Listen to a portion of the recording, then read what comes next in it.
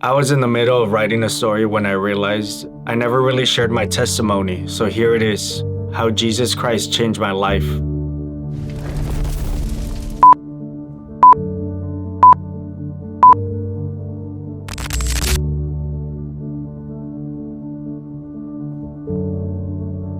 I was raised in a loving Christian home, but getting here wasn't easy. My parents tried to conceive a child for 5 years, and the doctors, they finally gave up hope. But my parents never gave up hope. And by God's grace, my mom got pregnant. The pregnancy was really rough on her, and she was in labor for 22 hours. While the doctor was on vacation, the hospital made mistake after mistake, and I stopped responding. I was barely alive. I was so exhausted.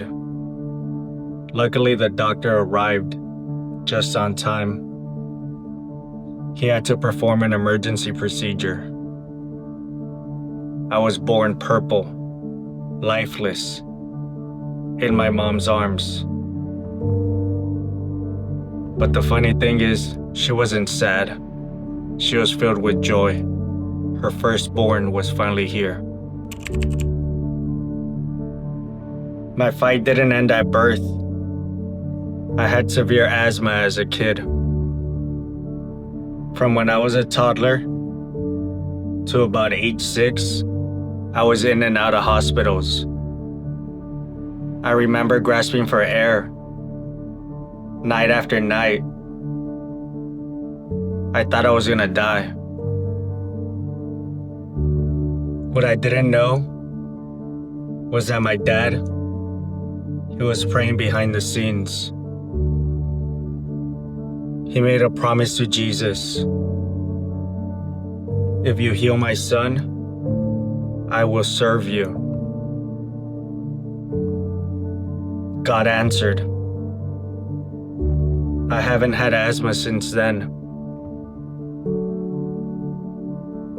I shouldn't be alive, but God stepped in. At 13, I joined the worship team. I fell in love with the drums. Drumming gave me a way to express myself. It was like therapy for me. Life was good until middle school. I started craving validation from people instead of God. I fell in with the wrong crowd. Broken kids, just like me. Around the same time, I joined the local crew. I skipped the violent initiation, but I was still in. God was protecting me, even back then. I started smoking, ditching school, getting in fights. People praised me for being reckless. They called me rascal. I went from being a straight A student to being a lost kid. By high school, lust had taken over. I wasn't watching porn or anything like that, but I was deep in lust. Girls gave me attention, and I loved it. It fed my pride. I was in the basketball team, gaining popularity. It looked good from the outside looking in. But the culture I admired, it was feeding destruction. I worshiped different gods, instant gratification, music, parties, drugs, that street life. At 18, I took ecstasy and Molly for the first time at a rave. That was the best high I ever had, but it was a trap, and it led to a full-blown addiction. By 20, I started selling pills, and I had many drug dealers working under me, including my little brother. Instead of protecting him, I was encouraging him to do wrong. I looked popular from the outside looking in, but from the inside, I was rotting. I couldn't be intimate with a woman without being high. It was such a shame. And after that high came down, then came depression. I felt empty, and the self-loathing began. My conscience always told me I was doing wrong. I got into a toxic relationship with a girl, and she obsessed over me. I cheated on her many times, and she threatened to unalive herself. I should have left in that moment. Then she cheated right back. I found out later she was doing witchcraft to keep me. We were both miserable. What I thought was love was actually bondage. And it took me many years to heal. It took me many years to respect women again.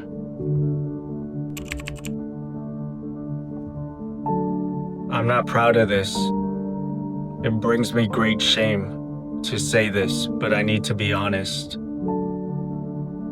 I became violent. I hurt that young lady, emotionally and physically. We've since made peace, and she's forgiven me. But I feel the need to say this to any woman watching. Manipulation, seduction, obsession. It's not love, and it never really lasts. Love is patient. Love is kind. It does not envy. It does not boast. It is not proud. 1 Corinthians 13:4. I lived a double life, partying, sex, drugs, fighting, complete chaos. That's when the self-loathing began.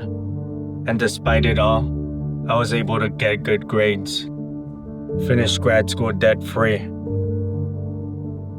That was a huge accomplishment. I was the first in my family to ever do it. But I didn't want to celebrate. I didn't think I was worthy. I was a functioning drug addict that wanted to help people. But how could I help if I couldn't help myself? I've been physically assaulted, had guns pulled on me, and in my darkest moments, I wish they'd pull the trigger.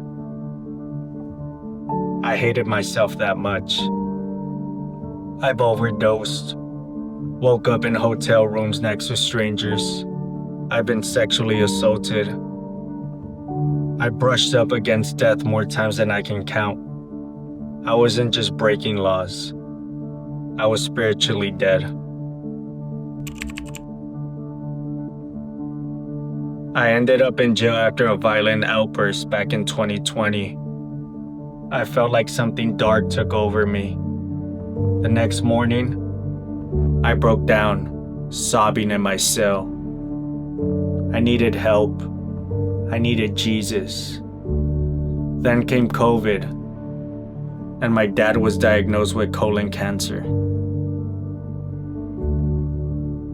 For the first time ever, I wasn't focused on myself. I served. I prayed. That's what got me through that season. That shift, it broke something selfish in me. It made room for healing.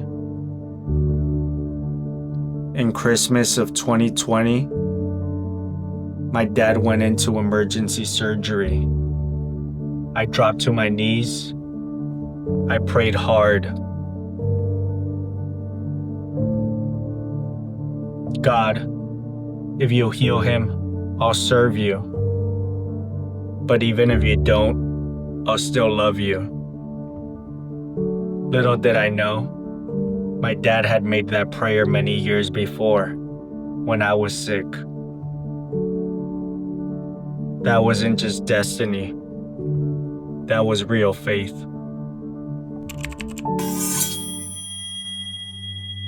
God healed my father, and 1 month later, I got baptized. In 2023, I earned my master's in behavioral psychology. I became a clinician, helping children with mental disorders and disabilities. I was finally walking in purpose, but then another storm hit. I discovered spiritual darkness in the clinic I worked at. I reported it, but no one listened. I walked away and lost everything. My license hours, my dream job, it was all gone in an instant. I was slandered, I was attacked, left with nothing. But this time, I was different. I had a new kind of training. I had a newfound faith in Jesus Christ. I know a God so powerful, He can move mountains. No weapon formed against you shall prosper. Isaiah 54:17. And now, I'm no longer bound. I'm no longer afraid. I only fear God.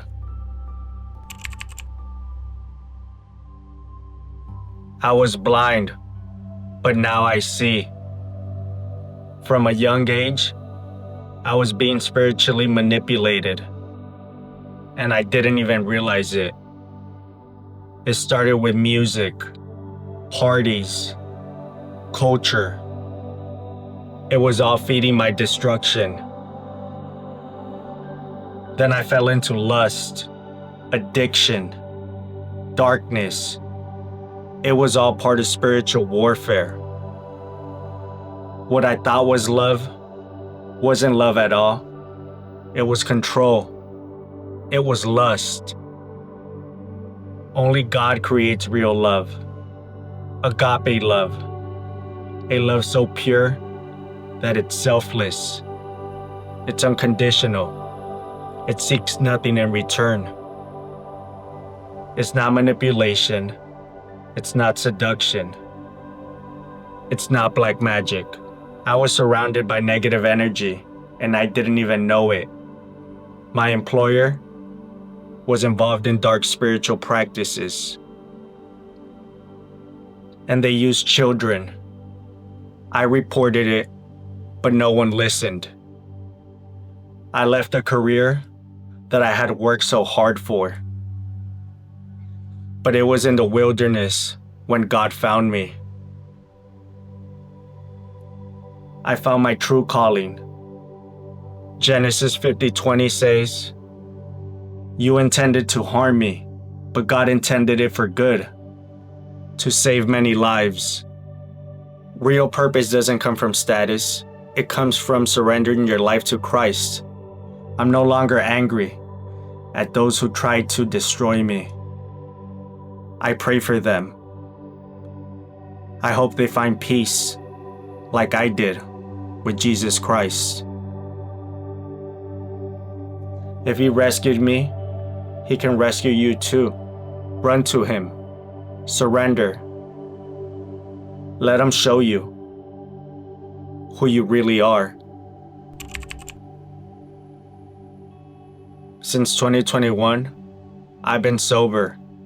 I stopped dating. I'm walking in purpose. I preach a gospel, not because I'm perfect, but because I've been rescued. And I want you to be rescued too. Hear me clearly. No matter how far you've gone, Jesus is calling you. If He saved me, someone like me, violent, addicted, and lost, He can save you too. Repent. It's not just saying sorry. It's turning your back on sin and your face to Jesus. It's a full change of direction, desires, and destiny. Don't wait. If you're watching this, it's not a coincidence. God is calling you. He wants to give you life. Right now, not just after death. Matthew 17:20 says, "If you have faith the size of a mustard seed, nothing will be impossible for you. Even if you don't believe, just ask. Jesus, if you're real, show me. And trust me, He will." I know what you're chasing, and you're probably tired. Trust me, I'm tired too. No amount of attention, likes, pleasure, validation will ever make you feel worthy. The culture is lying to you. The enemy, he wants you distracted, addicted, and broken. Far from God. But Jesus, He came to set you free. I've lived that life. It destroyed me. It almost took my life. I'm done making excuses. I've been part of the problem for too long, and I'm not hiding anymore. My family, they've been trapped in generational curses, domestic violence, addiction, sexual abuse, depression, untimely death, cheating, stealing, witchcraft.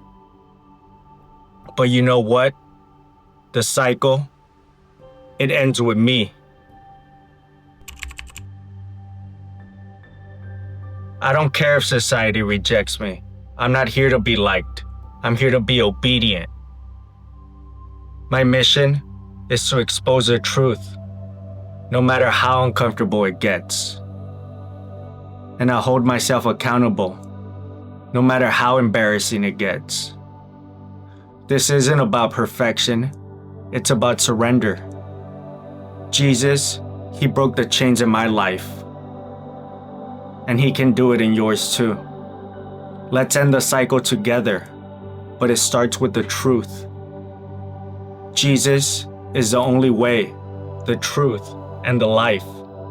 If you're ready to find your purpose, if you're interested in taking the next step, download my free identity journal. The link is in the description. It's time to leave the darkness behind. Run to Jesus while you still have time.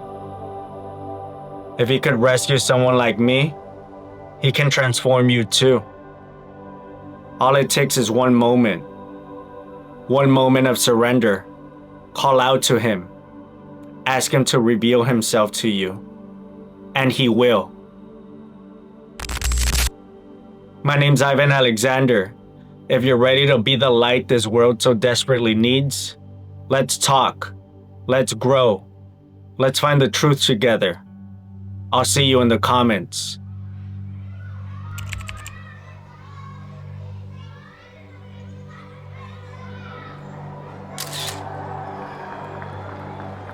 If you're not subscribed to King Junkie View, you probably won't see us again.